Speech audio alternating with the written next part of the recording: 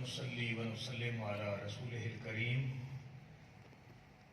اما بعد فاعوذ باللہ من الشیطان الرجیم بسم اللہ الرحمن الرحیم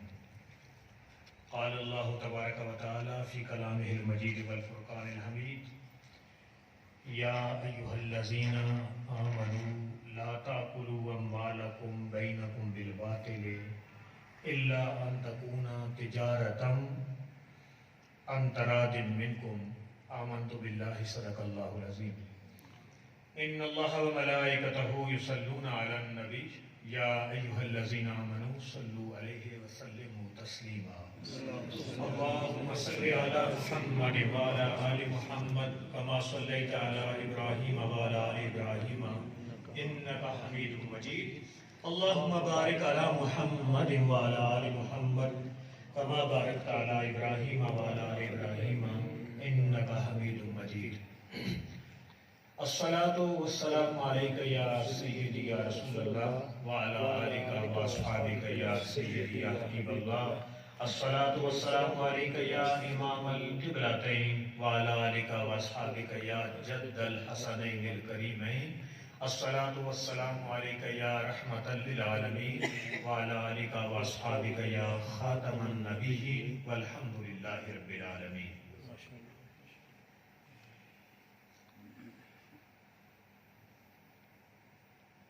میرے انتہائی ادب و احترام کے لائق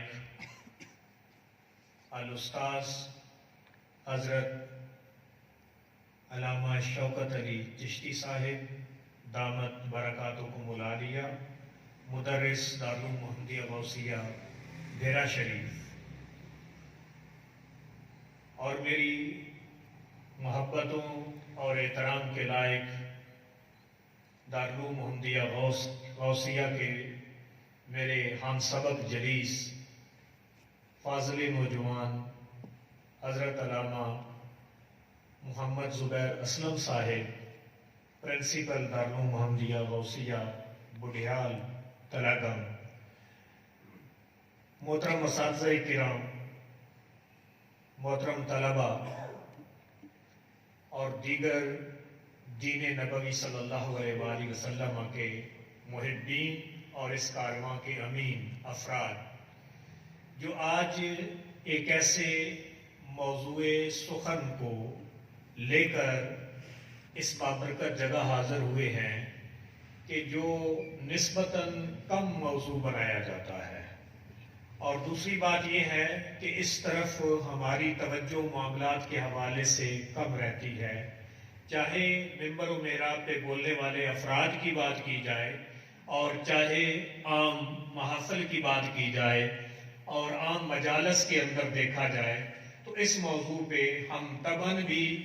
اور کچھ مزاجاً بھی کم ہی بولتے ہیں۔ میری مراد اسلامی اسلوب تجارت سیرت النبوی صلی اللہ علیہ وآلہ وسلم کی روشنی میں بنیادی طور پہ، جیسے محترم برادرم زبیر اسلم صاحب نے مجھے بتایا کہ یہ تربیت کے حوالے سے محافل ذکر کی ایک سیریز ہے جس میں محترم استاذ المکرم تشریف لاتے ہیں، آپ ذکر بھی کرواتے ہیں، تو مقصود اس میں یہ نہیں ہوتا کہ ہم نے کوئی خطابت کے جوہر دکھانے ہیں یا کوئی بڑی بات ایسی کرنی ہے، سادہ لفظوں کے اندر اور عام فہم انداز میں لوگوں تک دین متین کا یہ پیغام اس انداز میں پہنچانا ہے تاکہ انہیں حقیقت میں پتہ چل سکے کہ دین اسلام کو اگر ہم ایک مکمل ذات حیات کہتے ہیں تو اصل حاضر میں چلتے ہوئے الحاد کی مختلف تحریکوں کے مقابلے میں اس کو یہ ثابت کرنا کہ یہ واقعی ہی دین مکمل ذات حیات ہے، تو پھر ضروری ہے کہ ہم جہاں پہ بنیادی عقائد کی بات کریں، عبادات کی بات کریں اور دیگر معاشرتی اور معاملات کی بات کریں، اس کے ساتھ ساتھ موجودہ زمانے کے اندر جو نظام ہائے زندگی موجود ہیں ان کے مقابلے میں دین اسلام کا تصور بھی پیش کریں، جہاں پہ عبادات کے روحانی پہلو کا ذکر کریں، نماز کے فرائض واجبات اور شرائط کا ذکر کریں، جہاں پہ روزہ اور حج کے بنیادی مناسک کا ذکر کریں، اس کے ساتھ ساتھ ہم یہ بھی بتائیں کہ بازار تجارت کے اندر جب ہم ایک چیز بیچ رہے ہوتے ہیں تو ہمیں کیا انداز اپنانا چاہیے، جب ایک چیز خرید رہے ہوتے ہیں تو ہمیں کن قسم کے آداب نبوی کو ملحوظ خاطر رکھنا چاہیے، اور جو چیز بازار تجارت میں ایک بندے کو جو ہے وہ بیچنے والا بنا رہی ہے، یعنی بائے بنا رہی ہے، اور دوسرے کو مشتری خریدنے والا بنا رہی ہے، اس چیز کے بارے میں آقا کریم صلی اللہ علیہ وآلہ وسلم نے ہمیں کیا ہدایات ارشاد فرمائی ہے، تاکہ وہاں پہ بندہ مومن کی یہ ڈیفینیشن پوری آ جائے کہ بندہ مومن تو وہ ہوتا ہے کہ جس کے معاملات سے کسی کو کوئی تکلیف نہیں ہوتی، جس کی زبان سے کسی بندے کا دل نہیں ٹوٹتا، اور جس کی ہوس کے اندر لوگوں کی جیبیں نہیں کٹتی، جس کی جلب زر کے جذبے کے تحت مختلف لوگوں کے زندگی اجیرت نہیں ہوتی، بلکہ وہ بندہ جہاں پہ نماز ادا کرتا ہے وہاں پہ اپنے ہاتھ کے ترازو کو بھی درست رکھتا ہے، جہاں پہ وہ روزہ رکھتا ہے وہاں پہ رقم کی ادائیگی کے وقت جو وعدہ کرتا ہے اس وعدے کی پاسداری بھی کرتا ہے، جہاں پہ وہ حج بیت اللہ کرتا ہے وہاں پہ بیت اللہ کا حج کرنے کے ساتھ ساتھ حاجی صاحب میدان تجارت کے اندر حضور سید کائنات کی ان تمام چیزوں کو لے کر آتے ہیں کہ شاعر کو یہ کہنے کی ضرورت پیش نہ آئے کہ روح چورف الصلاۃ الصیام فرد نہ ہموار ملت بے نظام۔ حضرت علامہ اقبال نے کیا کہا کہ کیونکہ بنیادی طور پہ یہ جتنے عبادات کے مناہج ہیں، معاملات کے ہیں، یہ ساری چیزیں ہیں، یہ ہمیں اس قابل بنانے کے لیے ہے کہ ہم معاشرے کے اندر ایک بندہ مومن کی طرح اپنے معاملات کی ادائیگی کر سکیں۔ ہم نماز کے ذریعے اللہ کے حضور جھکتے ہیں تو مقصد کیا ہے کہ گھر میں ایک اچھے والدین کی طرح اولاد کے سامنے ہم اپنے آپ کو ثابت کر سکیں، اور معاشرے میں بھائی بہنوں کے ساتھ رہتے ہوئے جیسے مومن کی تعریف حضور نے فرمائی ہے کہ اس کے ہاتھ اور زبان سے دوسرے محفوظ ہوتے ہیں، بہن بھائیوں کے گھر اور معاملات محفوظ رہے۔ اگر ہم ان معاملات میں ڈھیلے ہیں تو پھر بالیقین ہمارا یہ نماز، ہمارا روزہ، ہمارے حج، یہ سب چیزیں ٹکرے ہیں، یہ کسی کام کے نہیں ہیں، یہ اصل میں ہمیں انسان بنانے کے لیے ہے۔ اگر ہم انسانیت کے اس درجے پہ آ کے اخلاق حسنہ کے ساتھ لوگوں کو اپنے معاملات کے ذریعے متاثر نہیں کرتے تو ہمیں ان تمام طرقۂ زندگی کو، نمازوں کو اور ان چیزوں کو دیکھنے کی ضرورت ہے کہ کہیں خشوع و خضوع کی کمی تو نہیں، کہیں اخلاص کی کمی تو نہیں، کہیں نماز پڑھتے ہوئے پہنے ہوئے جسم کے اندر حرام کے نقدی تو نہیں آ رہی، کہیں جس جگہ میں نماز ادا کر رہا ہوں وہ میری جگہ کسی کی غصب شدہ بھائی بہن کا حق تو نہیں جو وراثت کے احکام ہمیں قرآن و سنت نے عطا فرمائے، کہیں حرام جگہ کے اوپر میں یہ معاملات تو نہیں کر رہا۔ اس لیے ایک بندے کو اپنی زندگی کے معاملات میں حسن لانے کے لیے ضروری ہے کہ وہ دنیا کے سامنے اگر اسلام کو مکمل ضابطۂ حیات ثابت کرنا چاہتا ہے تو پھر زندگی کے جملہ معاملات میں اس چیز کو رنگ کو لے کے آئے، اس وحدت و یگانگت کو لے کر آئے جس خدا واحد کو وہ سجدے کر رہا ہے، اس سوز و گداز کی کیفیات کو لے کر آئے جو نماز کے اندر سجدوں میں وہ لیتا ہے، وہ معاملات کے اندر بھی نظر آنے چاہیے۔ تو اس لیے بنیادی تمہید کے طور پہ جو چیز آپ کے سامنے بیان کرنے کی کوشش کی ہے، دین اسلام ایک مکمل ضابطۂ حیات ہے جو نہ صرف نہ نظر آنے والی غیر مرئی چیزیں جنہیں ہم عقائد کہتے ہیں، جن کا تعلق ہمارے دماغ اور دل کی اندر کی کیفیات کے ساتھ ہے اور جس کا اظہار ہمارے اعضاء کے ذریعے ہوتا ہے اور جس پہ مور تصدیق ہم اپنی زبان سے اقوال کی ادائیگی کے ساتھ کرتے ہیں، وہ دین اسلام فقط عقائد تک نہیں ہے، وہ زندگی کے اندر ہمیں یہ کہتا ہے کہ امت محمدیہ کی دعا یہ ہے کہ ربنا آتنا فی الدنیا حسنہ وفی الآخرۃ حسنہ، کہ اے ہمارے رب ہمیں دنیا کی بھلائیاں بھی عطا فرما اور اخروی بھلائیاں بھی عطا فرما۔ تو ضرورت ہے ہمیں صبر کی کہ دین اسلام کو مکمل ضابطۂ حیات کے طور پہ نہ صرف عقائد اور عبادات کے اندر بلکہ معاملات کے اندر، اور معاملات میں پھر معاشرے میں رہنے کے جو اسلوب سورہ حجرات میں ایک بندے کی تربیت کے لیے اور سورہ مومنون کی پہلی 11 آیات کے اندر بندہ مومن کی تعریف کے تحت ہمیں بتائے ہوئے ہیں، وہ جب مارکا آرا ہوتا ہے تو اس کی کیفیت کیا ہوتی ہے۔ اسی طرح حضرت علامہ اقبال نے کہا نا، ہر لحظہ ہے مومن کی نئی شان نئی آن، گفتار میں کردار میں اللہ کی برہان، یہ راز کسی کو نہیں معلوم کہ مومن قاری نظر آتا ہے حقیقت میں ہے قرآن۔ تو اس لیے عملی زندگی کے اندر، معاشرے کے اندر، معیشت کے اندر، سیاست کے میدان کے اندر، ہر جگہ پہ ہمیں دین اسلام کی اس جھلک کو ثابت کرنا ہوگا۔ آئیے ذرا اس اپنے موضوع کو لے کر اسلامی اصول تجارت، ہم سیرت النبی میں تاریخی طور پہ ذرا ایک بیک گراؤنڈ لیتے ہیں اور پھر گفتگو کو آیات بینات اور احادیث طیبات کے ساتھ مزید مزین کرتے ہیں۔ عرب کا خطہ بنیادی طور پہ مشرق اور مغرب کے درمیان ایک پل کی حیثیت رکھتا تھا، ایک برج کی حیثیت رکھتا تھا۔ اسی چیز کو اللہ جل مجدہ نے سورہ قریش میں ارشاد فرمایا، کہ جس میں ارشاد اللہ تعالیٰ فرماتے ہیں لإیلاف قریش ایلافہم رحلۃ الشتاء والصیف، قریش کے دو قسم کے سفر کا ذکر کیا گیا ہے، رحلۃ الشتاء والصیف، کہ ایک سردیوں کا ان کا سفر اور ایک گرمیوں کا سفر۔ بنیادی طور پہ اگر آپ نقشے پہ بھی دیکھیں تو بحر ہند کے بعد آگے آپ کو درمیان میں ایک خلیج فارس نظر آتی ہے اور دوسری طرف آپ کو ریڈ سی نظر آئے گا۔ اس ریڈ سی کی دوسری طرف افریقن ممالک ہے اور اس طرف عرب کا خطہ موجود ہے۔ تو عرب کا خطہ مشرق اور مغرب کے درمیان ایک کلیدی حیثیت رکھتا تھا۔ جب سردیوں میں مغرب کے علاقے برف کے اندر ڈھک جاتے تو وہ کیا کرتے، ایک سردیوں میں سفر کرتے تھے عرب والے لوگ مشرق کی طرف، اور یہاں سے مشرق سے گرم مسالہ جات اور اس کے علاوہ ہندیہ جو تلواریں ہیں یہ بہت مشہور تھی اس وقت، یہ تلواریں سامان ساز و حرب اور اس قسم کے اور معاملات کو مشرق سے لیتے تھے اور وہ چیزیں لے کر انتظار کرتے تھے جب سردیاں ختم ہو جاتی تھی تو پھر مغرب کی طرف وہ شام کے راستے سفر کیا کرتے اور وہاں پہ ان چیزوں کو بیچا کرتے، پھر وہاں کی اجناس اٹھا کے گرمیوں میں لے کر آتے اور سردیوں میں ان کو اٹھا کے مشرق کے لوگوں کے لیے یمن کی بندرگاہ سے روانہ کیا کرتے تھے۔ تو مشرق اور مغرب کے درمیان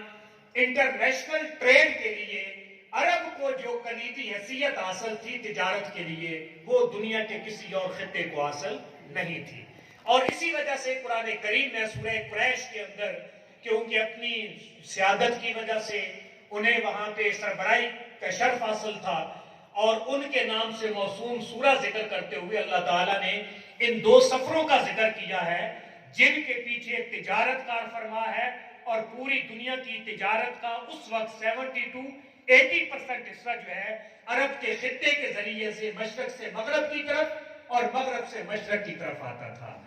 اسی عرب کے رسم و رواج کے مطابق آقا کریم صلی اللہ علیہ وآلہ وسلم نے بچپن میں ہی اپنے خاندان بنی ہاشم قریش کے تجارتی قافلوں کے ساتھ آپ نے سفر کیا۔ باقی جو سفر آپ کے ہیں وہ اس طرح واضح طور پہ ہمارے سامنے نہیں آتے، لیکن دو سفر آپ کی زندگی میں اعلان نبوت سے قبل بڑے واضح ہیں۔ ایک وہ سفر جو آپ نے جب حضرت سیدنا ابو طالب کی کفالت میں تھے، اپنے چچا کے ساتھ لڑکپن اور بچپن کی عمر میں آپ نے شام کا سفر تجارت فرمایا۔ وہاں پہ جب عیسائیوں نے ان تمام پیشگوئیوں کو دیکھا جو آقا کریم صلی اللہ علیہ وآلہ وسلم پہ پوری ہو رہی تھی، حضرت ابو طالب کو مشورہ دیا کہ آپ آگے نہ بڑھیں، یہودی اس خاتم النبیین جن کو اللہ تعالیٰ نے تاج نبوت عطا فرمایا ہے، یہ آگے بڑھیں گے تو وہ یہودی ان کو نقصان پہنچائیں گے۔ حضرت ابو طالب نے نبی اکرم صلی اللہ علیہ وآلہ وسلم کی مہر نبوت اور دیگر چیزیں جو گھر کے اندر روایات آپ کی شب ولادت سے چلی آ رہی تھی، خاندان سیدہ حلیمہ سعدیہ کے پاس سے چلی آ رہی تھی، شک صدر کے معاملات، یہ وہ چیزیں اور روایات تھی گھر کی کہ جن کی قوی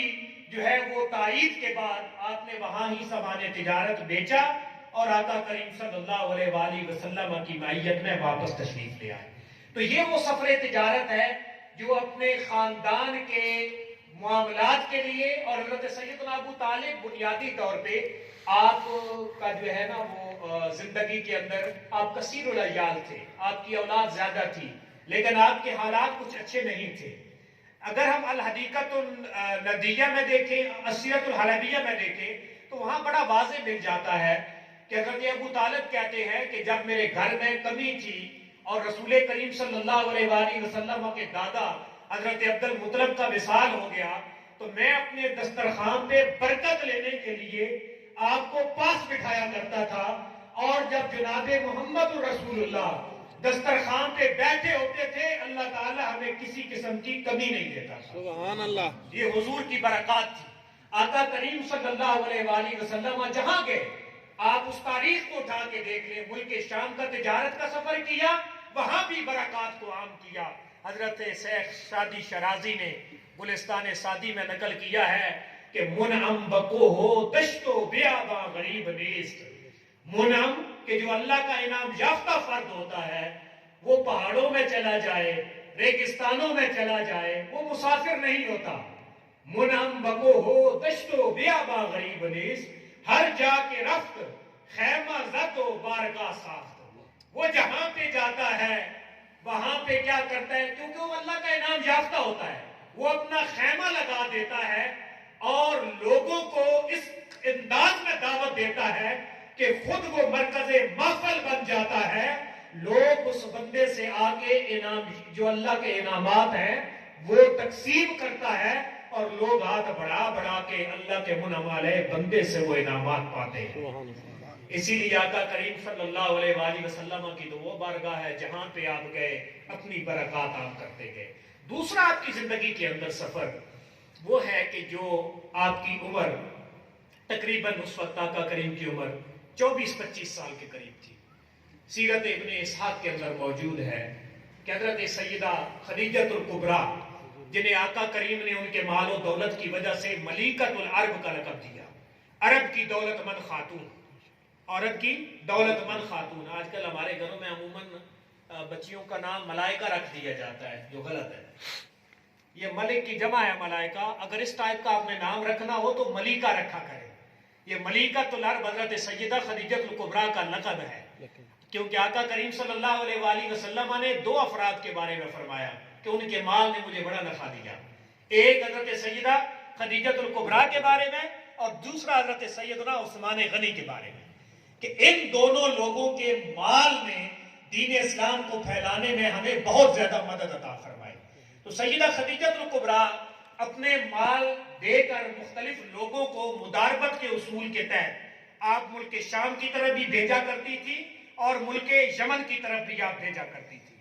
تو اسی رسم و رواج کے مطابق انہوں نے جب حضور سید کائنات کا شعرا سنا کہ آپ صادق بھی ہیں، آپ امین بھی ہیں، آپ مال میں خیانت نہیں کرتے، اور جہاں پہ آپ کے معاملات کا شعرا ان تک پہنچا، انہوں نے اپنے غلام میسرہ کو حضور کی خدمت کے لیے ساتھ متعین کیا، اور اپنا مال دے کر باقی لوگوں سے زیادہ نفع آپ صلی اللہ علیہ وآلہ وسلم کے ساتھ طے کر کے نبی اکرم صلی اللہ علیہ وآلہ وسلم کو ملک شام کی طرف روانہ کیا۔ راستے میں آپ میسرہ نے حضور سید کائنات کے مختلف معجزے دیکھے، عیسائیوں نے جو پیشگوئیاں دیکھی تھی ان پیشگوئیوں کے مطابق بھی، اور یہودیوں کے پاس جو نشانیاں تھیں ان کے مطابق بھی وہ اپنی کتابیں اٹھا کے لائے۔ آقا کریم کی مہر نبوت اور دیگر چیزوں کو دیکھ کر وہ پکار اٹھے کہ یہی وہ ہستی ہے جس کا انتظار کرتے کرتے 1800 سال قبل موسیٰ کلیم اللہ چلے گئے۔ یہی وہ ہستی ہے جس کے بارے جگہ جگہ اناجیل کے اندر سیدنا عیسیٰ بتاتے بتاتے 550 سال پہلے چلے گئے۔ انہی کے بارے میں دعا کرتے کرتے 2500 سال پہلے حضرت ابراہیم خلیل اللہ چلے گئے۔ جب وہ نشانیاں پوری ہوئی، انہوں نے حضور کے بارے میں ان تاثرات کا اظہار کیا، تو میسرہ نے ان تمام چیزوں کو اور کیفیات کو اس سفر سے واپسی کے بعد حضرت خدیجہ الکبریٰ کے سامنے پیش کیا۔ حضرت سیدہ خدیجہ الکبریٰ جو اس سے پہلے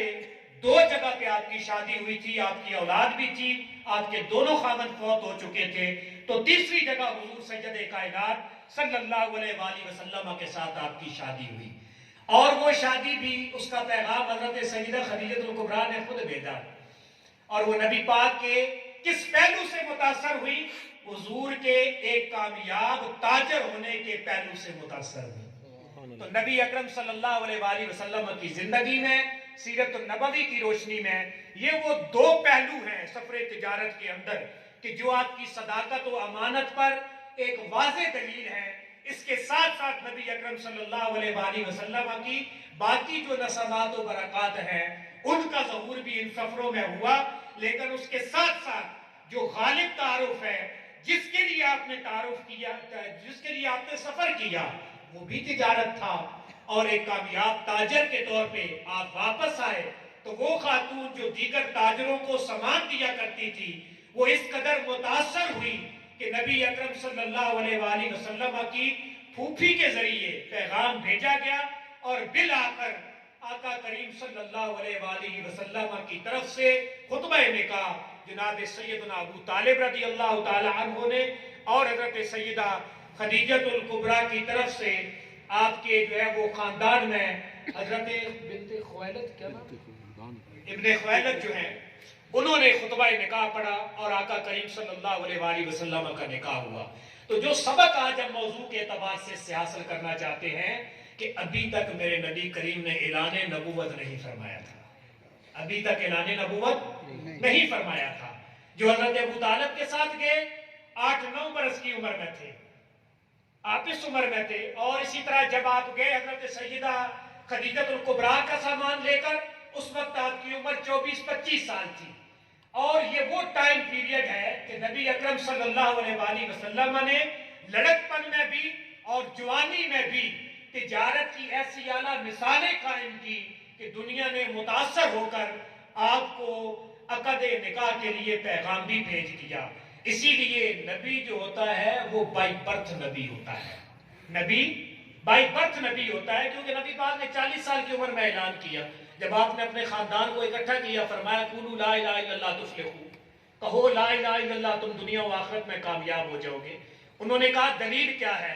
کوئی بھی نبی آیا ہے معجزہ لے کے آیا ہے، آپ کے پاس معجزہ کیا ہے؟ تو نبی اکرم صلی اللہ علیہ وآلہ وسلم نے یہی 40 سالہ زندگی جس میں آپ کے یہ اسفار تجارت موجود ہیں، جس میں ایک کامیاب تاجر کے طور پہ آپ موجود تھے اور زندگی کے باقی بھی پہلو موجود تھے، آپ نے فرمایا کہ لَقَدْ لَبِثْتُ فِيكُمْ عُمَرًا مِّن قَبْلِهِ أَفَلَا تَعْقِلُونَ، کہ تمہارے اندر میں نے اپنی زندگی کے 40 سال گزارے ہیں، ایک عظیم کردار کے ساتھ گزارے ہیں، کیا تمہیں شعور نہیں؟ اور اسی پہ کلام لکھتے ہوئے اس جو ہے آیت کریمہ کے تناظر میں ایک کلام مجھے حضور جدی المحترم سید ذاکر حسین شاہ صاحب سیالوی نے کہا، تو میں نے لکھا تھا معصومانہ بچپن، نکھرتا لڑکپن، بے داغ جوانی، کیا سمجھنے کو کم ہے 40 سالہ زندگانی۔ تو میرے حضور سید کائنات صلی اللہ علیہ وآلہ وسلم کی زندگی کا ایک ایک پہلو اعلان نبوت سے پہلے بھی ہمارے لیے رہبر و رہنما ہے، اور آپ نے جب اعلان نبوت کر دیا اس کے بعد بھی آپ صلی اللہ علیہ وآلہ وسلم نے جہاں پہ دیگر ترامیم کی، اس کے ساتھ ساتھ کامیاب تجارت کے رہنما اصول نہ صرف مسلمانوں کے لیے فراہم کیے بلکہ بطور ذمہ جو سلطنت اسلامیہ میں خلفائے راشدین کے دور میں موجود تھے، ان لوگوں کو بھی ان تمام احکام کا مخاطب ٹھہرایا گیا اور ان تمام اصولوں کو جاری کیا گیا، تو جس میں مسلمان بھی نفع حاصل کر رہے تھے اور جو کفار تھے وہ بھی نفع حاصل کر رہے تھے۔ بلکہ ایک جگہ پہ ڈاکٹر محمود احمد غازی صاحب انٹرنیشنل اسلامک یونیورسٹی کے قانون کے بہت بڑے استاد رہے ہیں، اللہ تعالیٰ ان کے درجات بلند فرمائے، وہ ایک جگہ پہ فرماتے ہیں کہ میں اگر معاملات کو دیکھوں تو آقا کریم نے یہ اب وہ پہلو ہے جو فتنہ الحاد کے مقابلے میں دین اسلام کے ان پہلوؤں کو اجاگر کرنے کے لیے ہے۔ وہ کہتے ہیں کہ مسلمانوں پہ جو ذمہ داریاں ڈالی گئی ہیں وہ زیادہ ہیں، معاملات کے حوالے سے دیکھا جائے تو مسلمانوں پہ ذمہ داریاں زیادہ عائد کی گئی ہیں، لیکن جو کفار بطور ذمی، بطور اقلیت، جسے ماڈرن دور میں کو ایگزسٹنس کو کنسپٹ کہتے ہیں کہ سات اقلیتوں کے رکھنے کے جو تصورات ہیں، اس میں دین اسلام نے جو ہمیں لیجسلیشن دی ہے، جو قانون سازی دی ہے، اس میں نان مسلم کو زیادہ حقوق عطا کیے گئے، مثلاً تجارت کے اندر جو بندہ ایک مال بیچتا ہے اس کے بارے میں شرط ہے کہ وہ مال متقوم ہو. وہ مال کیا ہو؟ مال متقوم ہو. اس کا مطلب یہ ہے کہ وہ مال ایسا ہو جس کی بازار میں کوئی قیمت بھی ہو، اور بازار کی قیمت کے علاوہ بندہ مومن کے لیے کچھ چیزوں کو گن دیا گیا ہے. ان اللہ حرم علیکم المیتۃ والدم ولحم الخنزیر وما اہل به لغیر اللہ، کہ وہ چیزیں جو خون سے متعلق ہیں، علیکم المیتۃ، مردار، جو جانور صحیح طریقے سے ذبح نہ کیا جائے اسلامی قانون کے مطابق، مردہ ہو جائے، جو خون ہے اس سے کوئی چیز اس کی آمیزش سے بنائی جائے، اور اس کے علاوہ پورک، خنزیر کا گوشت یا اس سے کشید کردہ جو چیزیں بنائی جاتی ہیں. اس کے بعد آگے چل کے اللہ جل مجدہ نے ایک اور جگہ پہ مزید ارشاد فرمایا کہ اللہ تعالیٰ نے تمہارے اوپر کیا حرام کیا ہے؟ تمہارے اوپر شراب کو حرام کر دیا. اسی طرح اللہ جل مجدہ نے جوا حرام کر دیا، قمار حرام کر دیا. اس قسم کی چیزوں کی حرمت کے احکام موجود ہیں. اب یہ وہ حرام چیزیں ہیں کہ ایک بندہ مومن ان کو قانون اسلامی کے مطابق بازار کے اندر لے جا کر بیچ بھی نہیں سکتا اور اسے خرید بھی نہیں سکتا. اسے بیچ بھی نہیں سکتا اور خرید بھی نہیں سکتا. یہاں پہ ڈاکٹر محمود عابد غازی صاحب کہتے ہیں کہ اگر ایک بندہ مومن کے پاس شراب موجود ہو، اللہ نہ کرے، اور کوئی بندہ آ کے ضائع کر دے، کوئی دوسرا بندہ آ کے ضائع کر دے، تو وہ قاضی کے سامنے دعویٰ نہیں کر سکتا کہ میرے مال کو ضائع کیا گیا ہے، کیونکہ وہ مال متقوم ہی نہیں ہے، وہ مال ہی نہیں ہے قانون اسلامی کے مطابق. لیکن ایک غیر مسلم جو اس شراب کو لیتا ہے، جیسے ہمارے ملک میں بھی ان کو، عیسائیوں کو اور باقیوں کو پرمٹ جاری کیے جاتے ہیں، اب ان کے نزدیک شراب کی بوتل ہوگی تو وہ مال متقوم ہے. وہاں پہ اگر بندہ مسلمان ہی جا کے ضائع کر دے گا تو جو مسلمان قاضی ہوگا اس کا تاوان اس بندے پہ غیر مسلم کے حق میں لازم کرے گا. اس طرح بہت ساری مثالیں ہیں کہ جس میں معاملات کے اندر غیر مسلموں کو جتنے حقوق ایک اسلامی سلطنت میں دیے گئے ہیں اتنے مسلمانوں کو حقوق نہیں دیے گئے. تو یہ وہ بنیادی اصول تجارت ہے جو آقا کریم صلی اللہ علیہ وآلہ وسلم نے جب 40 سال کی عمر میں اعلان نبوت فرمایا تو مکہ مکرمہ کے 13 سال اور آگے 10 سال مدینہ منورہ کے، اس کے اندر جہاں پہ آپ نے دیگر بہت ساری چیزوں کو معاشرے کے اندر تجارت کے حوالے سے عام کیا، اور کچھ ایسی چیزیں جو خرابی پیدا کرتی تھی جیسے سود وغیرہ ہے، اور غرض کی بنیاد کے اوپر، یعنی جس چیز کے بارے شک و شبہ ہے اس کو مال تجارت کے طور پہ بنا کے معاشرے میں بیچنا یا خریدنا، ان چیزوں کو آپ صلی اللہ علیہ وآلہ وسلم نے منع کیا. اسی طرح جوا کی بنیاد پہ سارے لوگ مال اکٹھا کریں اور جوا کریں کہ جو جیت جائے گا سارا اس کو دے دیا جائے گا، جسے میسر کہا گیا. انما الخمر والمیسر والانصاب والازلام رجس من عمل الشیطان فاجتنبوہ لعلکم تفلحون، کہ یہ سارے کے سارے کام کیا ہیں؟ شیطان کے کاموں میں سے ہیں، رجس چیزیں ہیں، اور فاجتنبوہ، ان سے بچو، لعلکم تفلحون، تاکہ تم دنیا میں بھی کامیاب ہو جاؤ اور آخرت میں بھی کامیاب ہو جاؤ. اس لیے نبی اکرم صلی اللہ علیہ وآلہ وسلم نے اپنی زندگی کے 23 سال اعلان نبوت کے بعد بھی باقاعدہ طور پہ جہاں پہ عبادات کا سسٹم دیا، وہاں پہ آپ نے معاملات میں سے تجارت کے معاملات کو اور اسلامی نظریہ معیشت کو اور ایک بندے کے بنیادی حق اقتصاد کو آپ صلی اللہ علیہ وآلہ وسلم نے محفوظ کیا. اچھا، ایک اور بڑی انٹرسٹنگ چیز ہے جو کائنات میں آپ کو کہیں اور نہیں ملے گی. آقا کریم صلی اللہ علیہ وآلہ وسلم کا اللہ تعالیٰ نے جو تعارف کروایا ہے نا قرآن کریم کے اندر، آقا کریم کا بتاتے ہوئے فرمایا کہ عزیز علیہ ما عنتم حریص علیکم، کہ تکلیف میں تم پڑھتے ہو اور یہ گراں حضور سید کائنات پہ گزرتا ہے. یہ گراں ان پہ گزرتا ہے جنہوں نے اسلام قبول کیا تھا. بڑے غریب لوگ تھے، اگر غریب نہیں بھی تھے ان کو گھر والوں نے نکال دیا، ان پہ ظلم و ستم کیے گئے. میرے کریم آقا صلی اللہ علیہ وآلہ وسلم نے انہیں پہلے حضرت جو ہے سب سے پہلے دار ارقم میں، حضرت زید بن ارقم کا بھی نام آپ نے بطور راوی سنا ہے، تو حضرت ارقم کے گھر کے اندر آپ انہیں پناہ دیا کرتے تھے. جب مدینہ منورہ ہجرت کر کے تشریف لے آئے تو صفہ کے چبوترے پہ سینکڑوں کی تعداد میں اصحاب صفہ تھے. یہ وہ لوگ تھے جنہیں نکال دیا جاتا تھا، جن کے پاس پہننے کے لیے کپڑا نہیں، پینے کے لیے پانی نہیں، کھانے کے لیے نوالے نہیں،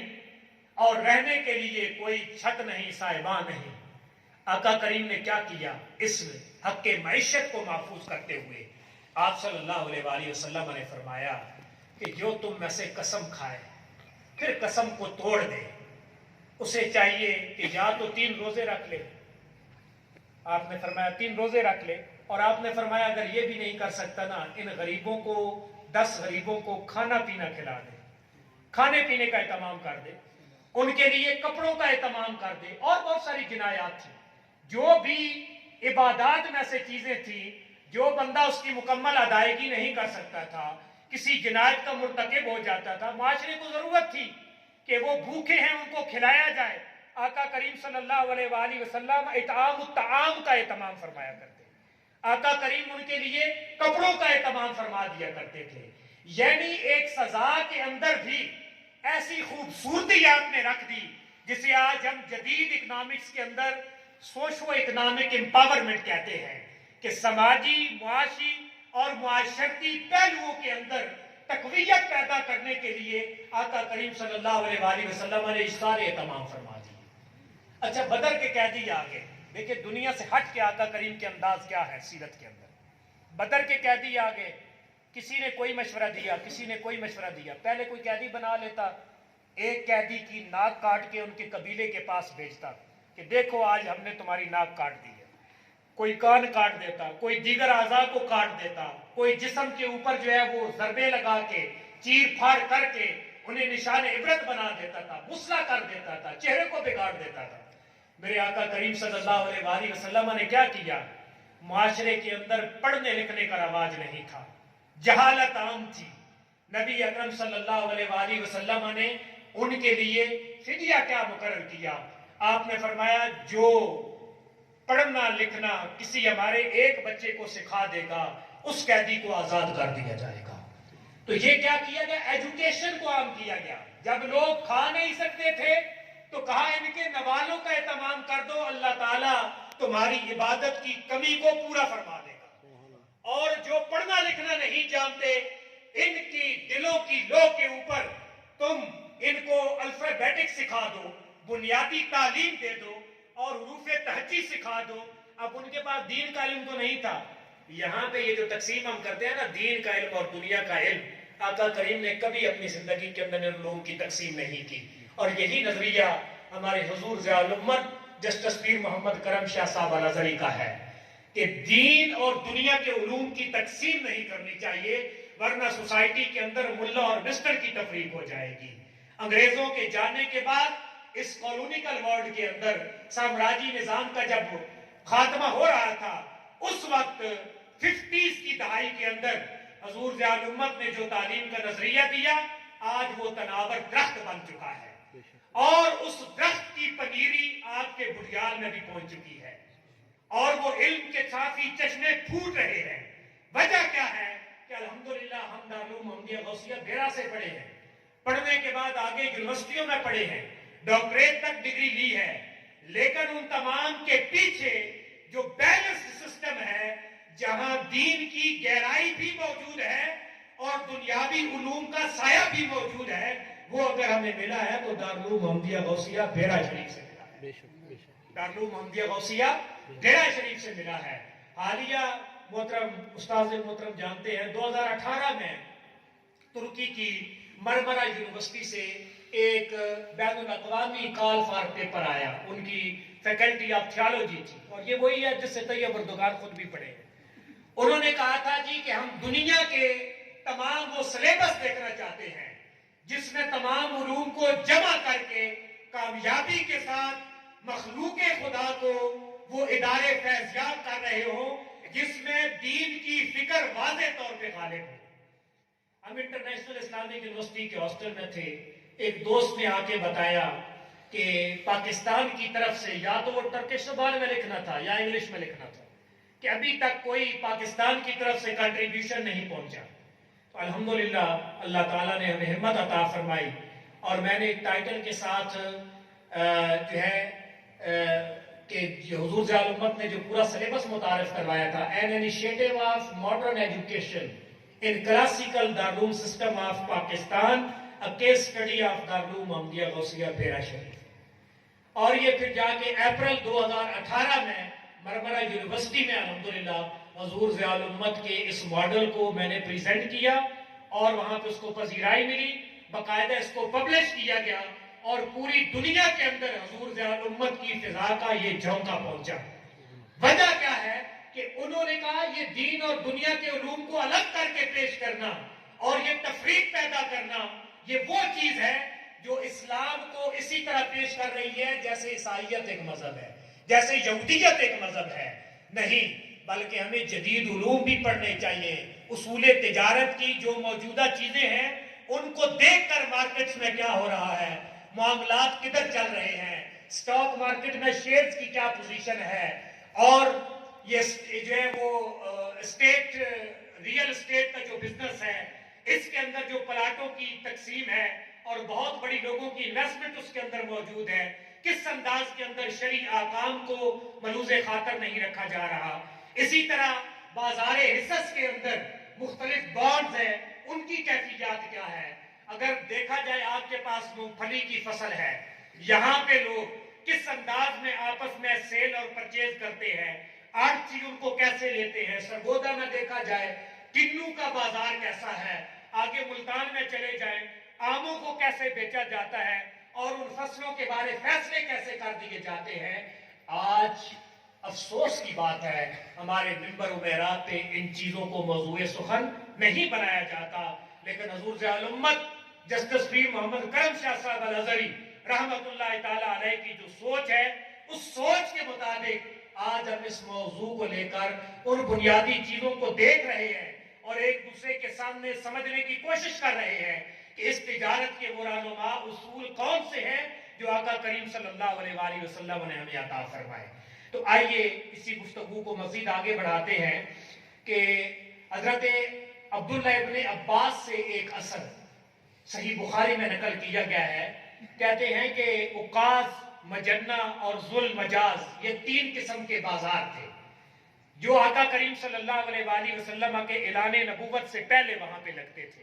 آپ نے اعلان نبوت سے پہلے ہی سوق عکاظ اور ان بازاروں میں جانا شروع کر دیا. جہاں پہ مجمع اکٹھا ہوتا تھا وہاں پہ بیعت عقبہ اولیٰ بھی ہوئی، ثانیہ بھی ہوئی، مدینہ کے لوگ گئے، آپ کی آپس میں بات ہوئی، اور پھر آقا کریم کو اذن ہجرت ملا. جب وہاں پہ آپ گئے تو حضرت عبداللہ ابن عباس کہتے ہیں وہاں کیفیت کیا تھی. لما کان الاسلام فکانہم تعصبوا فی، جب اسلام آیا تو وہاں پہ ان بازاروں کے اندر جو بڑی بڑی یہ مارکیٹس تھی، یہاں پہ اشیاء کا تبادلہ ہوتا اور وہ مشرق اور مغرب کا سفر کیا کرتے تھے. تو لوگ مسلمانوں نے اسلام کے اعلان کے بعد جب آقا کریم صلی اللہ علیہ وآلہ وسلم نے اعلان نبوت فرمایا،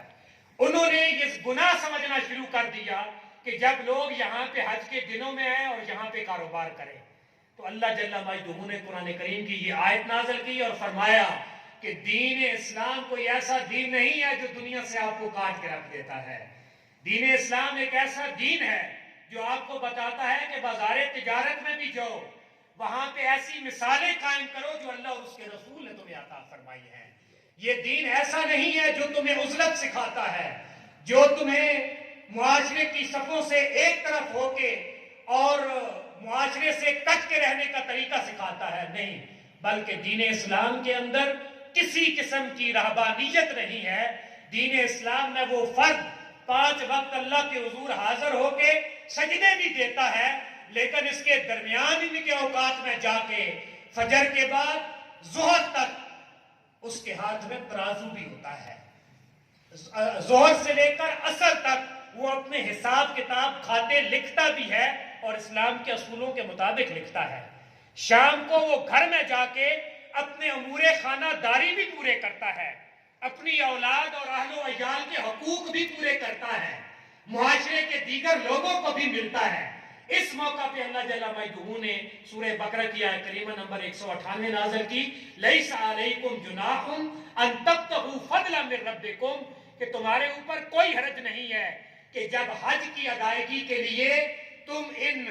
اشہر محرمات جو ہے عزت والے حرمت والے جو مہینے ہیں ان میں سفر کرو تو بے شک سامان تجارت ساتھ لے کر آ بھی سکتے ہو اور لے کر جا بھی سکتے ہو۔ تو قرآن کریم کی ان آیات بینات میں مسلمانوں کو ترغیب دی گئی ہے کہ عبادات بھی کرو اور اس کے ساتھ ساتھ تم سامان تجارت کو بھی لا سکتے ہو۔ اسی طرح مستدرک للحاکم کے اندر یہ حدیث پاک موجود ہے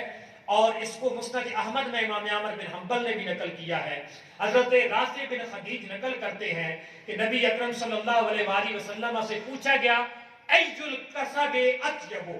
کہ حضور کون سی کمائی سب سے زیادہ پاکیزہ ہے؟ آقا کریم سے کیا پوچھا گیا کہ کون سی کمائی سب سے زیادہ پاکیزہ ہے؟ آپ نے ارشاد فرمایا عمل الرجل بیدہ وکل بیع مبرور۔ آپ نے ارشاد فرمایا کہ بندے مزدور کی اپنے ہاتھ سے کمائی ہوئی جو دولت ہے اور کمائی ہے وہ سب سے زیادہ بہترین ہے۔ اور اس کے بعد آپ نے فرمایا ہر وہ بیع جو اسلام کے طریقے کے مطابق، یعنی حرام چیزوں کے اندر نہیں، حرام مال کے اندر نہیں، سود کی بنیاد پہ نہیں، غرض اور اس طرح جو ہے وہ اندازوں کی بنیاد پہ نہیں، بلکہ جو اسلام نے اصول بتائے ہیں ان کے مطابق جو بیع کی گئی اور اسے نفع کے ساتھ بیچا گیا، جو کمائی حاصل ہوتی ہے اس تجارت سے وہ بہترین کمائی ہے جو آقا کریم صلی اللہ علیہ وآلہ وسلم نے ارشاد فرمائی۔ ایک اپنے ہاتھ سے کمائی اور دوسری تجارت کے ذریعے۔ اب یہاں پہ دو چیزیں آ جاتی ہیں۔ جدید دور کی لیبر مارکیٹ کو آقا کریم نے 4 چاند لگا دی کہ جو بندہ اپنے ہاتھ سے کمائی کرتا ہے، اپنے پسینے کو بہا کے اپنے ہاتھوں کے اندر، آقا کریم ایک دن تشریف لے جا رہے تھے مدینہ منورہ کی گلیوں میں، آگے ایک مزدور ملا کام کرنے کی وجہ سے جس کے ہاتھ سیاہ تھے، اور کچھ روایات میں آتا ہے کہ ان پہ زخم بھی تھے۔ آقا کریم صلی اللہ علیہ وآلہ وسلم نے کیا کیا؟ اس کے ہاتھوں کو پکڑ کے چوم لیا اور آپ صلی اللہ علیہ وآلہ وسلم نے فرمایا القاسم حبیب اللہ، ہاتھ سے کمانے والا اللہ کا دوست ہے۔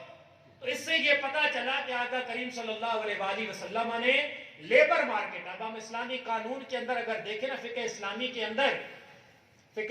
کے اندر ایک عقد ہے اجارہ جسے ہم لیز کہتے ہیں، اور 2 قسم کی لیز جدید مارکیٹ میں اور آپ کے قوانین میں SCCP کے پاس بھی اور باقی اداروں کے پاس موجود ہے۔ ایک آپریٹنگ لیز ہوتی ہے، ایک فائنانس لیز ہوتی ہے۔ ان دونوں اقسام کو فقہائے ملت نے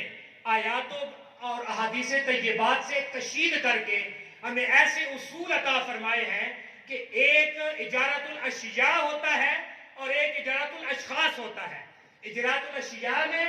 چیزوں کو ہم اجارہ پہ دیتے ہیں، لیز پہ دیتے ہیں، کرائے پہ دیتے ہیں، اور اجارت الاشخاص کے اندر لوگ اپنی خدمات دیتے ہیں، ہم مزدور لے لیتے ہیں، کسی بندے کو استاد رکھ لیتے ہیں، کسی بندے کو مسجد کے اندر امام رکھ لیتے ہیں، کسی بندے کو بچوں کے لیے ٹیوٹر رکھ لیتے ہیں، اس کی خدمات کے وقت جو چیز ہم دیتے ہیں وہ اجارت الاشخاص کے اندر آتی ہے۔ اب اجارت الاشخاص کے اندر جو کچھ بیان کیا گیا، کیونکہ ہم نے دارالعلوم بیرا شریف سے فقہ اسلامی بھی پڑھا اور آگے جا کے جب لیبر مارکیٹ اور ان تمام چیزوں کو اور ان چیزوں کو ہم نے دیکھا تو ہم نے یہ دیکھا کہ الحمدللہ جو کچھ قانون اسلامی میں بیان کیا گیا ہے موجودہ مارکیٹ کے اندر لیبر اکنامکس اور HRM کی جو تھیوریز ہیں، ایک بندے کو ہائر کرنے کی، بندے کو اپنے پاس رکھنے کی، اس کو جو ہے وہ معاوضہ دینے کی، وہ اس سے آگے نہیں بڑھی جو اجارت الاشخاص کے اندر فقہائے ملت نے اپنے لٹریچر کے اندر بیان فرما دیا ہے۔ تو اسی طرح آج ہمیں ضرورت اس چیز کی ہے کہ ہم ان بنیادی اصولوں کو لے کر آگے بڑھیں، اور انہی اصولوں کو لے کر جب ہم آگے جاتے ہیں تو کچھ بنیادی آداب ہے۔ پہلی چیز ہے صدق، کہ صدق کی بنیاد پہ تجارت ہونی چاہیے۔ مقصد یہ ہے کہ حق گوئی کی بنیاد پہ ہونی چاہیے۔ کوئی چیز آپ بیچنا چاہتے ہیں تو یہ نہیں کہ آپ کہیں کہ اس چیز کا کوئی عیب ہے تو میں اس کو چھپا دوں، نہیں، ایسی بات نہیں ہے۔ اللہ تعالیٰ نے قرآن کریم میں ارشاد فرمایا، سورہ توبہ کی آیت کریمہ نمبر 119 ہے، یا ایھا الذین آمنوا اتقوا اللہ وکونوا مع الصادقین، اے مومنین تقوی اختیار کرو اور سچے لوگوں کے گروہ میں شامل ہو جاؤ، سچے لوگوں میں سے ہو جاؤ۔ اسی طرح آقا کریم صلی اللہ علیہ وآلہ وسلم نے اس تجارت کے حوالے سے ارشاد فرمایا، سنن ترمذی کی یہ حدیث پاک ہے، حضرت ابو سعید خدری راوی ہے کہ آقا کریم نے فرمایا التاجر الصدوق الامین مع النبیین والصدیقین والشہداء. آپ نے فرمایا ایسا تاجر جو چیزیں بیچتے ہوئے خریدتے ہوئے معاملات کے اندر سچا ہے، الامین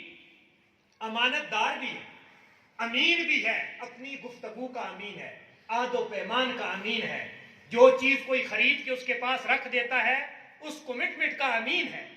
جس بندے میں یہ صفات موجود ہے، تاجر ہے، سچا ہے اور امین ہے، اللہ جل مجدہ اس بندے کا شمار روز محشر کس طبقے کے ساتھ حشر کرے گا؟ مع النبیین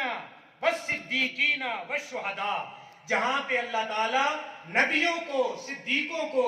اور شہداء کو جگہ عطا فرمائے گا، ان کے قدموں میں ان سچے اور امین تاجروں کو جگہ عطا فرمائے گا. یہ آقا کریم صلی اللہ علیہ وآلہ وسلم نے صدق و صفا کے حوالے سے ایک رہنما تجارت کا ہمیں اصول ارشاد فرمایا. اسی طرح یہ ایک متفق علیہ حدیث پاک ہے، بخاری اور مسلم دونوں میں موجود ہے کہ چاہے کوئی تجارت میں بیچنے والا ہے یا خریدنے والا ہے، ان دونوں کے لیے جب وہ سچ بولتے ہیں تو اللہ جل مجدہ اس سچ کی وجہ سے انہیں برکت عطا فرماتا ہے. جو لے کے جاتا ہے، وہ جو سامان لے کے جاتا ہے اس میں برکت ہوتی ہے،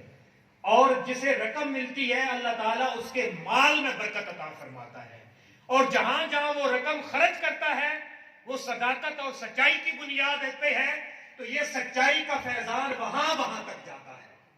کیسے؟ آپ صلی اللہ علیہ وآلہ وسلم سے حضرت حکیم بن حزام نے اس روایت کو نقل کیا،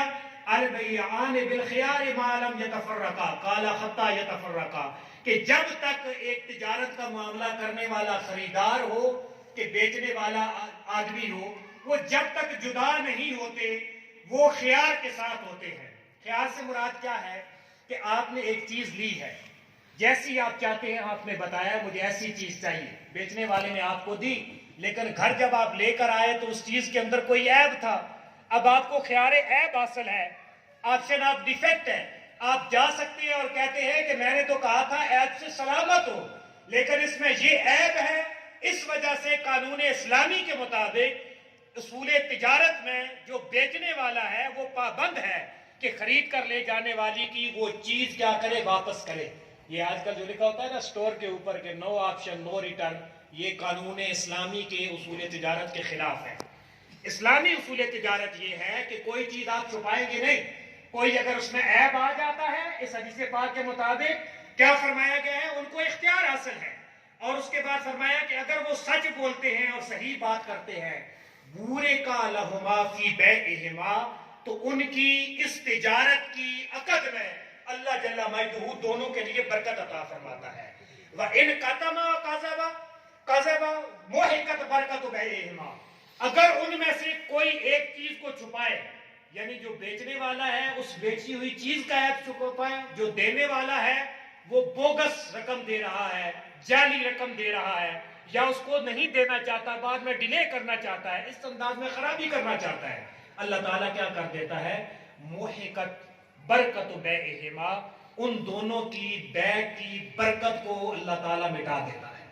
اور جب وہ برکت ختم ہو جاتی ہے، نہ لے کے جانے والا اپنے مقصد سے آشنا ہوتا ہے اور نہ بیچنے والا اپنے مقصد کو پا سکتا ہے. اس لیے اسلامی اصول تجارت میں یہ بنیادی چیز ہے. اور آقا کریم نے جو سفر تجارت حضرت خدیجۃ الکبریٰ کے لیے کیا، اس میں آپ کی اسی صداقت کی وجہ سے وہ متاثر ہوئی اور آپ کے عقد نکاح کے اندر آئی. تو ایک اسلامی تاجر کے لیے یہ ضروری چیز ہے کہ جو چیز وہ بیچ رہا ہے اس کی کسی عیب کو چھپائے نہیں، اور جو چیز بتا رہا ہے ان چیزوں میں وہ سچا ہو.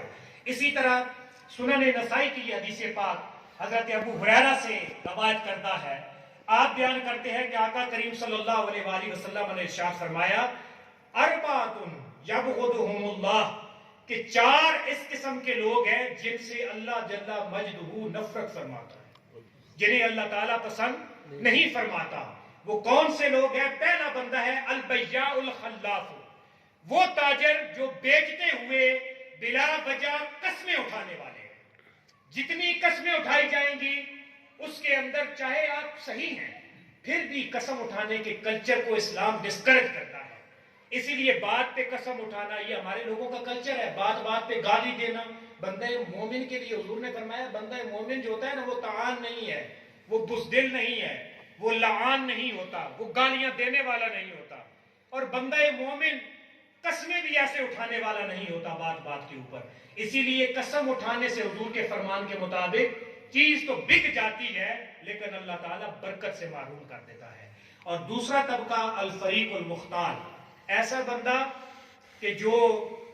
مانگ بھی رہا ہے اور مانگنے کے ساتھ ساتھ غرور کا اظہار بھی کر رہا ہے.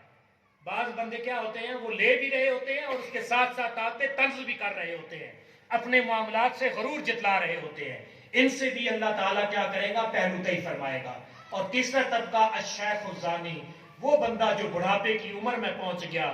اور وہاں پہ بدکاری جیسے برے فعل کے اندر وہ موجود ہے. اس فعل کی وجہ سے بھی اللہ جل مجدہ ایسے بندے کو ناپسند فرمائے گا. والامام الجائر, اور ایسا لیڈر, ایسا رہنما جو ظلم کرنے والا ہے, اس کو بھی اللہ جل مجدہ ناپسند فرماتا ہے. اسی طرح سنن ابن ماجہ اور ترمذی کی حدیث پاک, حضرت رفاع نے اپنے والد گرامی سے اور انہوں نے اپنے والد گرامی سے یعنی حضرت رفاع کے دادا سے اس روایت کو آقا کریم صلی اللہ علیہ وآلہ وسلم کے حوالے سے نقل کیا کہ انہو خارج مع النبی صلی اللہ علیہ وسلم. رفاع کے دادا پہ قربان جائیں کہ جنہوں نے حضور کی معیت میں سفر کیا. کہتے ہیں کہ ہم حضور سید کائنات صلی اللہ علیہ وآلہ وسلم کے ساتھ نکلے. فرعن ناسا یتبایعون, ہم نماز کے لیے جا رہے تھے اور ہم نے دیکھا لوگ راستے میں تجارت کر رہے ہیں, مال کو آپس میں بیچ رہے ہیں اور خرید رہے ہیں. آپ صلی اللہ علیہ وآلہ وسلم نے فرمایا یا معاشر التجار, اے تاجروں کے گروہ. جب آپ نے ندا دی تو سب نے کیا کیا, فاستجابوا لرسول اللہ صلی اللہ علیہ وسلم, ان سب نے کہا لبیک یا رسول اللہ, اے اللہ کے رسول کیا حکم ہے. ورفعوا اعناقهم وابصارهم, انہوں نے حضور کی آواز سن کے اپنی گردنیں بھی اٹھائیں چہرے و دعا کو دیکھنے کے لیے, اور اپنی آنکھوں کو بھی اٹھایا, حضور کے چہرے کو دیکھا. آقا کریم صلی اللہ علیہ وآلہ وسلم کا آپ کو پتہ ہے نا یہ معجزہ ہے. آپ اونچے نہیں بولتے تھے لیکن آپ بولتے تھے تو لاکھوں کے مجمع میں بھی ہر بندے کو برابر آواز آتی تھی. اور آقا کریم لاکھوں کے مجمع میں بھی کھڑے ہوتے, آپ کا قد میانہ تھا لیکن کوئی 6.5 فٹ کا بھی کھڑا ہوتا. میرے حضور کے خصائص میں سے ہے کہ کوئی بھی میرے آقا کریم سے بڑا محسوس نہیں ہوتا تھا. اور پھر صحابہ کرام ادب بھی کرتے تھے. حضور کے چچا تھے نا حضرت عباس. یہ تھوڑا موضوع خشک ہو رہا ہے میرے خیال میں, آپ کے لیے تھوڑا سا حضور کی محبت کی بھی بات کی جائے. حضرت عباس جو ہے نا, ان سے کسی نے پوچھا کہ آپ بڑے ہیں کہ حضور بڑے ہیں. انہوں نے بڑا پیارا جواب دیا, اس میں حقیقت بھی ہے اور حضور سید کائنات کی محبت بھی چچا کی طرف سے چھلکتی ہے. آپ نے فرمایا تم پوچھتے ہو بڑا کون ہے, اللہ اکبر ہو اکبر منی وانا ولدت قبلہ, کہ بڑے تو وہ ہیں آقا کریم, بڑے وہ ہیں لیکن انا ولدت قبلہ, ہاں پیدائش کی بات ہے تو میں ان سے پہلے پیدا ہوں. کس قدر احترام تھا آقا کریم صلی اللہ علیہ وآلہ وسلم کا کہ اس قدر احترام میں ڈوب کے یہ سارے کے سارے صحابہ کرام حضور کے گرد و نواح میں رہتے تھے. عرب میں ایک بڑے عظیم رائٹر ہیں, انہوں نے ایک کتاب لکھی ہے, بڑی پڑھنے والی ہے جی, رجال و نساء حول الرسول صلی اللہ علیہ وسلم, کہ وہ تمام پرومیننٹ مرد اور عورتیں جنہوں نے حضور کا قرب پایا اور اس شمع رسالت سے اپنے دامن کو بھرا, اپنے دامن کو بھرا. تو آقا کریم صلی اللہ علیہ وآلہ وسلم نے جب آواز لگائی یا معاشر التجار, تو تمام کے تمام تاجروں نے کیا کیا, فاستجابوا لرسول اللہ ورفعوا اعناقهم وابصارهم, سب نے کہا جی حضور. انہوں نے اپنی گردنوں کو بھی اٹھایا اور آنکھوں کو بھی کھول کے حضور کی طرف متوجہ ہو گئے, یعنی ہماتن گوش ہو کے حضور کی طرف متوجہ ہوئے. آقا کریم نے فرمایا ہمارے لیے بھی رہنمائی ہے, ان التجار یبعثون یوم القیامت فجارا الا من اتقى اللہ وبر وصدق. آپ نے فرمایا اے تاجروں کے گروہ, قیامت والے دن اکثریت تاجروں کی فاسق و فاجر ہو کر اٹھے گی, فاسق و فاجر ہو کر اٹھے گی. ہاں جنہوں نے سچ بولا, تقوی اختیار کیا, راست گوئی کو اپنایا, معاملات تجارت میں دنیا میں گم نہیں ہوئے, ان کی آنکھیں آخرت پہ رہی, تو ان پہ اللہ جل مجدہ فضل کر دے، وہ لوگ اس وعید سے بری ہیں۔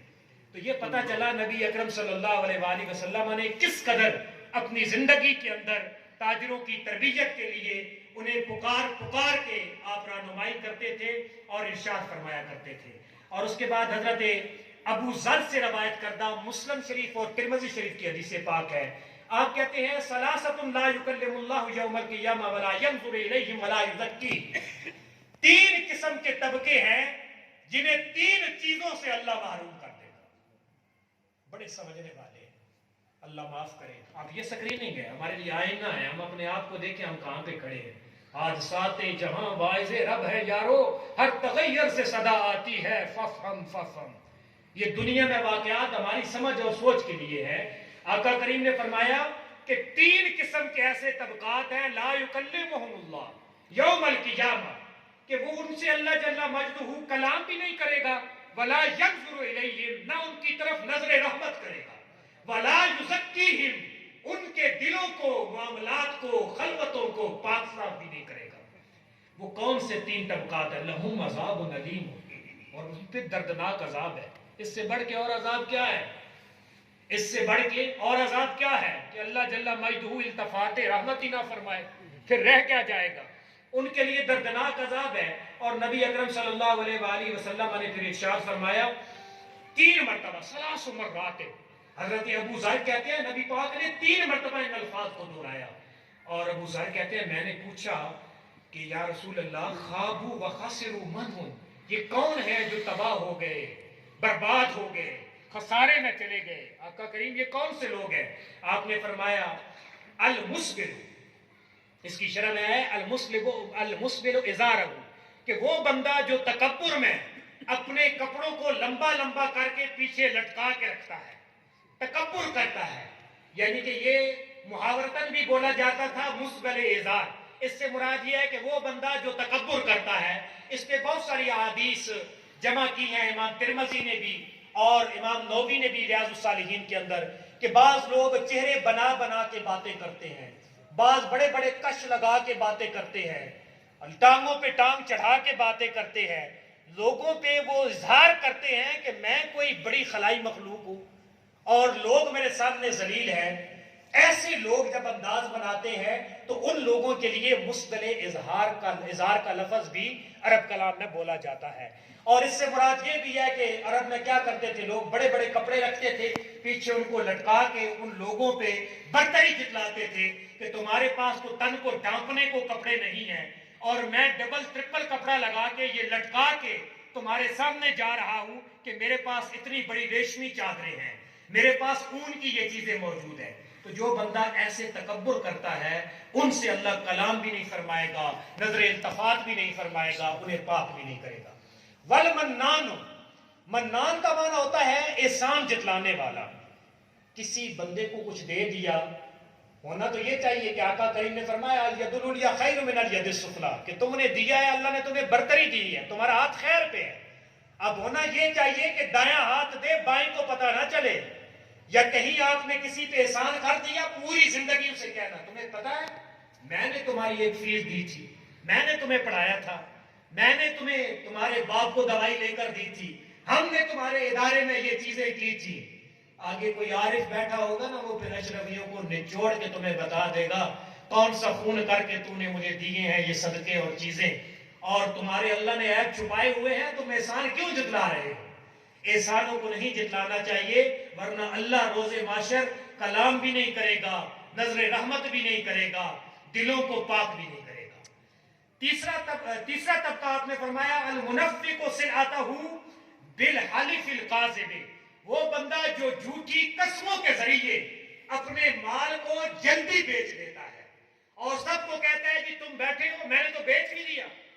بھلے لوگ سادے جاتے ہیں، ان کو دو لگا لیتا ہے، قسمیں اٹھا اٹھا کے مال کو بیچ دیتا ہے، مال تو بک جاتا ہے، کچوریاں بھی بھگ جاتی ہیں، لیکن جو چیز رخصت ہو جاتی ہے وہ مالک کریم کا فضل اٹھ جاتا ہے،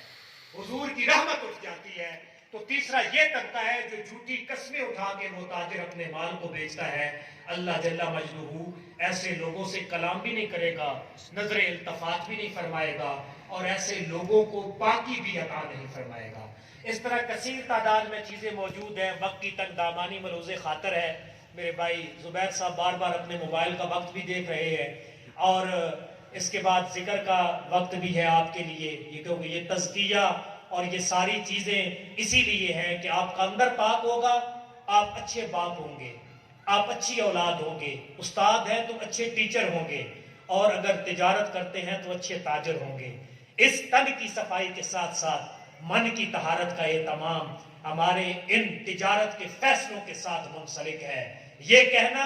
کہ وہ مسجد اور وہ معاملات میرا دین ہے اور یہ میری تجارت ہے، دین اسلام کے اندر ایسی تجارت قابل قبول نہیں ہے۔ وہی تاجر قابل قبول ہے جو صدق و صفا کا دھنی ہو۔ انشاءاللہ مزید موقع ملے گا تو کچھ حرام چیزیں ہیں جو منع کی گئی ہیں اس کے اندر۔ زبیر صاحب ایک مکمل ہمیں سیشن چاہیے ہوگا ربا پہ، سود پہ، مسئلہ سود کیا ہے اور معاملات کیا ہیں، اور ہماری روزمرہ زندگی کے معاملات میں یہ کیسے پایا جا رہا ہے۔ اس طرح غرر کے معاملات، چیزیں ابھی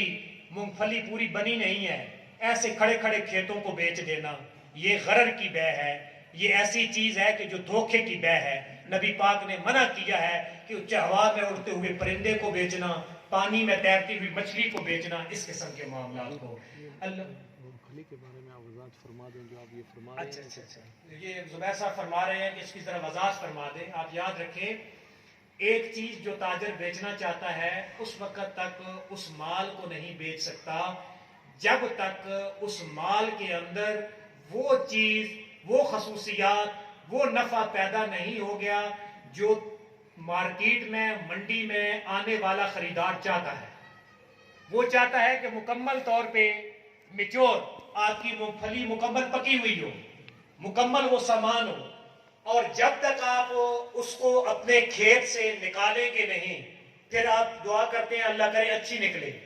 جب اچھی نکل آتی ہے اس کے بعد آپ وہ منڈی میں لے کے جاتے ہیں تو اصل میں بھاؤ تب پڑتا ہے۔ یہ قانون اسلامی اور اسلامی اصول تجارت کے مطابق ہے۔ لیکن کسی بندے نے کھیت لگایا ہوا ہے، اس کے اندر مونگ پھلی کو بویا ہوا ہے، اسی طرح سرگودا کے علاقے میں مالٹوں کا معاملہ ہے، ملتان میں آم زیادہ ہوتے ہیں، ابھی تک کوئی فصل لگی ہی نہیں ہے، ابھی پھول اگے ہی نہیں ہے، ابھی ایک جانور کے بطن کے اندر اس کا بچہ ہے، بچڑا ہے جس میں پیدا ہونا ہے، یہ چیزیں ابھی تک سامنے آئی ہی نہیں ہیں۔ ان چیزوں کو وقت سے پہلے بیچ دینا اور کسی کے ساتھ کہنا کہ یہ میں تمہیں پہلے ہی بیچ رہا ہوں، یہ معاملہ قانون اسلامی کے مطابق غلط ہے، اور ایسی بے کو ہم بے باطل کہتے ہیں جس کا کوئی سرا ہی نہیں ہے، کیونکہ اس میں جو مال مبی ہے، جو چیز آپ بیچ رہے ہیں، ابھی تک وہ مکمل طور پہ